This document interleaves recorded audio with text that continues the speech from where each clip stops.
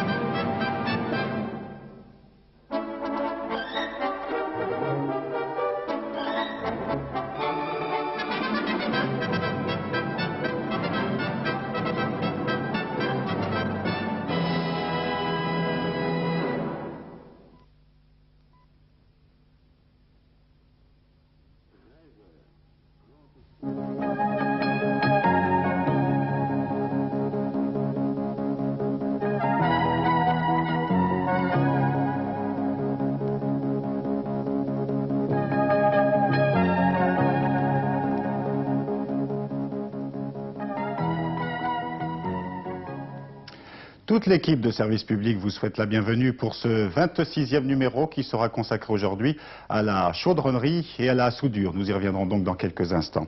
Mais tout d'abord, nous jetons un coup d'œil sur les résultats de la semaine précédente. Elle a été consacrée, je vous le rappelle, au secrétariat. Et Philippe Gildas, vous avez présenté 377 offres. À la suite de cette émission, on a enregistré 513 appels et 178 personnes ont pu être mises en relation avec les employeurs. Il reste donc encore des places dans ce secteur du secrétariat.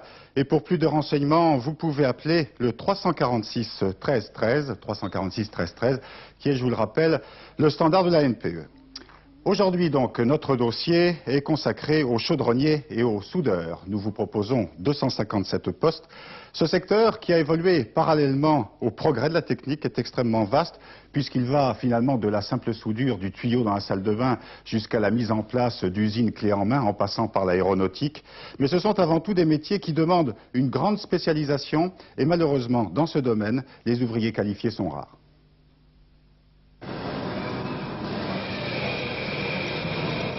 La chaudronnerie manque énormément d'ouvriers qualifiés. Nous avons besoin de professionnels qui s'intéressent à leur métier. Il y a besoin de personnel parce que jusqu'ici, la chaudronnerie est mal connue. Les gens, les parents en particulier, n'incitent pas leurs enfants à aller vers cette profession. Or, cette profession est extrêmement intéressante. On ne travaille plus uniquement au marteau, mais avec des machines souples, puissantes et très silencieuses.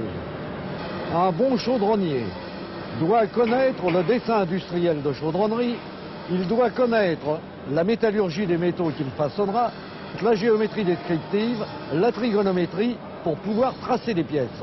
Et il doit également savoir souder à l'arc ou à l'autogène. Actuellement, le jeune P1 qui débute gagne aux environs de 3 000 francs par mois. Au bout de 5 ou 6 ans, il sera devenu P2 ou P3 et il gagnera entre 6 et 7 000 francs par mois.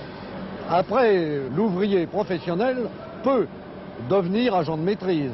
Ou bien, s'il veut se perfectionner en suivant des cours au syndicat de la chaudronnerie, il peut devenir préparateur de fabrication.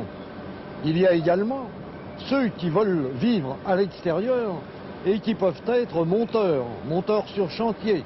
Un monteur sur chantier gagne, c'est déjà un bon chaudronnier, gagne aux environs de 7 000 francs par mois. Et s'il devient chef monteur, aux environs de 10 à 12 000 par mois, non compris les indemnités de déplacement s'il part à l'étranger. Comme vous l'avez entendu, les salaires sont variables suivant les postes occupés, mais sur ce tableau, nous vous présentons les salaires qui correspondent aux offres que nous vous présenterons. 3 000 à 4 500 francs pour les chaudronniers et les soudeurs, 3 000 à 4 300 francs pour un soudeur à l'arc et de 3 000 à 6 000 francs pour les dessinateurs en chaudronnerie, ce qui correspond pratiquement à la qualification la plus élevée. Mais je vous rappelle que ces indications de salaire sont celles qui correspondent aux offres que nous allons vous présenter et nous commencerons notre tour d'horizon par Paris. Paris avec 23 postes, 11 chaudronniers sur métaux, 5 tuyauteurs, un tourneur repousseur, 5 dessinateurs en chaudronnerie et un soudeur. Et l'adresse, si cette annonce vous intéresse, le 345 31 31, c'est le numéro de téléphone et ça correspond à l'agence de la NPE de Paris, 15 boulevard de Picpus. Les Hauts-de-Seine maintenant, avec 19 postes, 13 chaudronniers sur métaux, un tuyauteur, 4 soudeurs spécialisés et un soudeur à l'arc. L'adresse et le numéro de téléphone 720 69 88. Il s'agit de la NPE de Nanterre, 33 39, boulevard des Provinces françaises. La Seine-Saint-Denis maintenant, avec 34 postes, puisqu'il y a 29 chaudronniers sur métaux, un tuyauteur, 2 dessinateurs en chaudronnerie, un soudeur à l'arc et toujours un soudeur spécialisé sur machine automatique. Le numéro de téléphone 308 59 68 et il correspond à la NPE de Neuilly-sur-Marne qui se trouve au centre commercial. Une deuxième adresse et un deuxième numéro de téléphone 843 05 45. Il s'agit de Noisy-le-Sec au 2 de l'avenue Georges Clémenceau. Je vous le disais tout à l'heure, ce secteur est très divers, d'abord parce qu'il touche pratiquement à tous les domaines, et ensuite par le biais des qualifications, puisque leur nombre leur permet de progresser rapidement. Ainsi, un titulaire de CAP peut, au fil des années, devenir dessinateur en chaudronnerie, par exemple. Le métier chaudronnier consiste à façonner des pièces. Là, nous sommes dans une grosse chaudronnerie. C'est un peu délicat. La journée commence à 4h30 du matin. Comme nous travaillons en équipe, nous reprenons le travail de l'équipe précédente de la veille. C'est-à-dire que nous devons d'abord commencer par regarder ce que l'équipe de la veille a fait, et ensuite nous reprenons le cours de du travail. Mon salaire est de 5 000 francs à peu près en horaire normal, et de 6 000 francs en travail en équipe. Ce qui est intéressant ici, c'est parce que nous faisons de la chaudronnerie, ou de la tuyauterie, ou bien alors de la soudure, ce qui permet un peu de varier dans certains cas. Eh bien moi j'ai commencé à l'école d'apprentissage en 59, j'ai fait 3 ans d'apprentissage, ensuite je suis rentré à l'usine, et puis après j'ai fait différents stages de soudeur, et puis quelques autres stages d'électricité, et puis aussi de radiologie. Et maintenant ce qui nous permet de faire de la chaudronnerie, de la soudure et de la tuyauterie. Il y a bien sûr la maîtrise, c'est-à-dire le chef d'équipe, ou alors carrément aller dans les bureaux et puis devenir contrôleur ou alors préparateur ou dessinateur, même avec d'autres bagages. Comme Daniel Bichebois que nous venons de voir, on peut donc évoluer de P1 à P3, et cela tant pour les chaudronniers que pour les tuyauteurs et les soudeurs. Et on peut même terminer comme dessinateur en chaudronnerie avec un salaire qui tourne aux environs de 6 000 francs.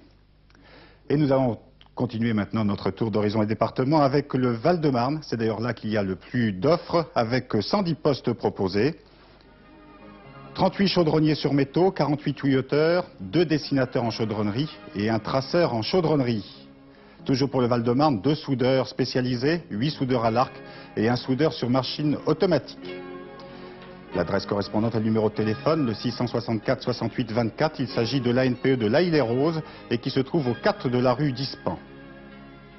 Pour l'Essonne maintenant, avec 24 postes, 19 chaudronniers sur métaux, un tuyauteur, 2 traceurs en chaudronnerie, un soudeur à l'arc et un soudeur sur machine automatique. Et l'adresse correspondante, 921 88 73, c'est la NPE de Juvisy qui est au 43 de l'avenue de la République. Avant de passer aux 3 derniers départements, il faut parler d'avenir. Il est évident que soudeurs et chaudronniers qualifiés sont très recherchés, d'abord parce que c'est un secteur mal connu, M. Bonnet nous l'a dit en début de cette émission, et ensuite parce qu'il manque d'ouvriers qualifiés. Il est donc important de bien connaître les différentes filières qui permettent d'abord d'accéder à la profession et ensuite d'y progresser. Pour les soudeurs, le certificat d'aptitude professionnelle peut se préparer en 3 ans après une classe de 5e, à 14 ans, dans un lycée d'enseignement professionnel.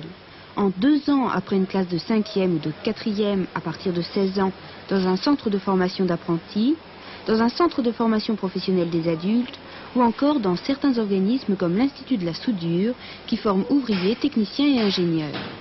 L'Institut de la soudure téléphone 203 94 05, 32 boulevard de la Chapelle dans le 18e arrondissement à Paris, délivre aussi après des stages de durée variable des certificats de soudeurs spécialisés. Cet organisme propose aux titulaires d'un CAP de soudeur une formation au brevet professionnel de soudeur qui se prépare en 2 ans en cours du soir tout en travaillant.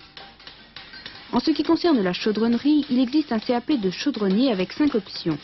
Fer, cuivre et alliage cuivreux, aluminium et alliage léger, tuyauterie industrielle.